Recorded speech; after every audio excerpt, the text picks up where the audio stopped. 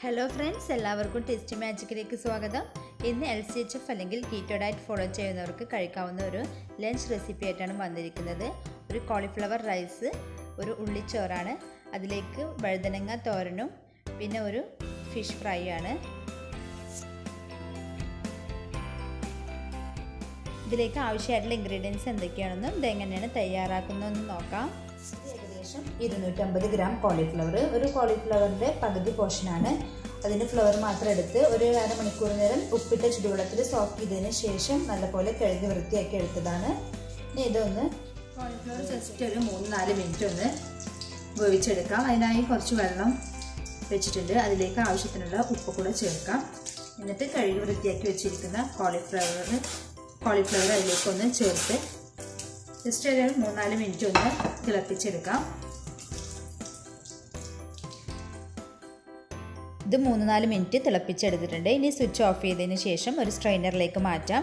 എന്നിട്ട് ഇത് ചൂടാറിയതിന് ശേഷം ഒന്ന് ഗ്രേറ്റ് ചെയ്തെടുക്കാം, അല്ലെങ്കിൽ ഒരു മിക്സിയിലിട്ട് ജസ്റ്റ് ഒന്ന് പൊടിച്ചെടുക്കാം. ക്രഷ് ചെയ്തെടുത്താൽ മതിയാവും.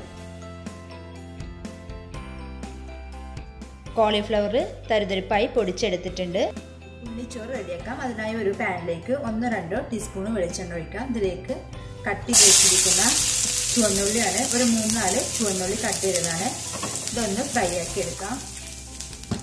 ഉള്ളി നല്ലൊരു ഗോൾഡൻ ബ്രൗൺ കളർ ആയിട്ടുണ്ട്, നല്ലപോലെ ഫ്രൈ ആയിട്ടുണ്ട്. ഇതിലേക്ക് ഒരു പിഞ്ച്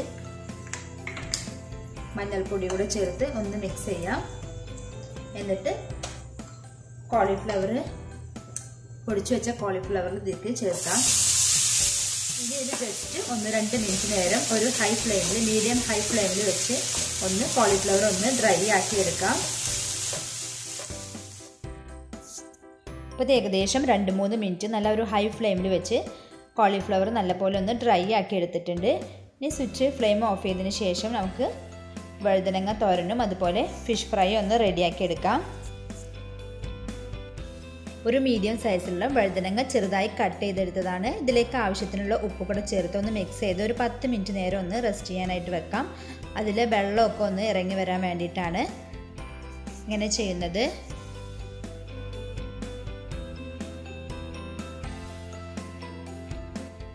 ഇനി ഇതിലെ വെള്ളം ഒന്ന് പിഴിഞ്ഞെടുക്കാം.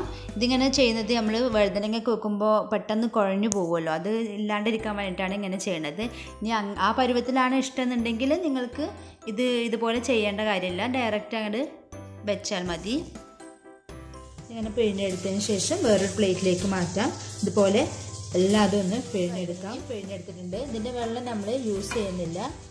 വഴുതനങ്ങ ഒന്ന് വേവിച്ചെടുക്കാം. ഇതിലേക്ക് ആവശ്യത്തിനുള്ള ഉപ്പ് കൂടി ചേർക്കാം. 1-2 ടേബിൾ സ്പൂൺ വെള്ളം കൂടി ചേർത്ത് ഒന്ന് വേവിച്ചെടുക്കാം. അടച്ചു വെച്ച് വേവിക്കാം. ഒരു ലോ ഫ്ലെയിമിൽ വെച്ച് ഒരു 3-4 മിനിറ്റ് 5 മിനിറ്റ് നേരം വേവിച്ചാൽ മതിയാവും. ഇതിലേക്ക് അരപ്പ് തയ്യാറാക്കാം. ഇതിൽ 2-3 ടേബിൾ സ്പൂൺ തേങ്ങ, ഒരു ചെറിയ ചുവന്നുള്ളി, ഒരു പച്ചമുളകിൻ്റെ പകുതി ഭാഗം എടുത്തിട്ടുള്ളൂ, നല്ല എരിവുള്ളതാണ്. ഇതൊന്ന് ക്രഷ് ചെയ്തെടുക്കാം. ജസ്റ്റ് ഒന്ന് ക്രഷ് ചെയ്താൽ മതി, അരച്ചെടുക്കാനോ. ലോ ഫ്ലെയിമിൽ വെച്ച് വേവിച്ചിട്ടുണ്ട്. അതൊന്ന് വെന്ത് വന്നിട്ടുണ്ട്, ഡ്രൈ ആയിട്ടുണ്ട്. ഇതിലേക്ക് ഒതുക്കി വെച്ച തേങ്ങ ഒന്ന് ചതച്ചെടുത്തതാണ്. ഇതൊന്ന് മിക്സ് ചെയ്യാൻ ഇതിലേക്ക്, എന്നിട്ടൊന്ന് മിക്സ് ചെയ്ത് കൊടുക്കാം.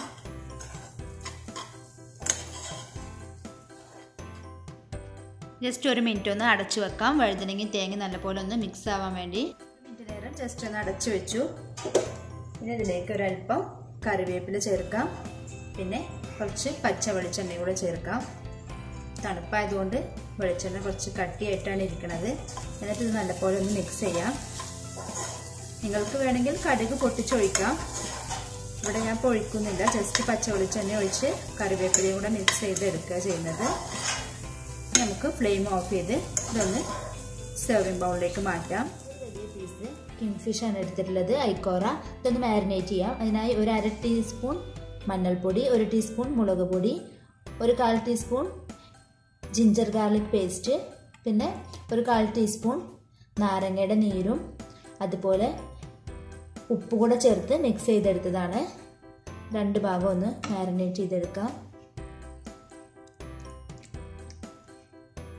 ഇതിന് കുറച്ച് സമയം ഒന്ന് റെസ്റ്റ് ചെയ്യാനായിട്ട് മാറ്റി വെക്കാം. മീനൊന്ന് ഫ്രൈ ചെയ്യാൻ ഒരു പാന് ഒരു 2-3 ടേബിൾ സ്പൂൺ വെളിച്ചെണ്ണ ഒഴിച്ചു കൊടുത്തിട്ടുണ്ട്. നമ്മൾ മാരിനേറ്റ് ചെയ്ത് വെച്ചിരിക്കുന്ന മീൻ അതിലേക്ക് ചേർക്കാം.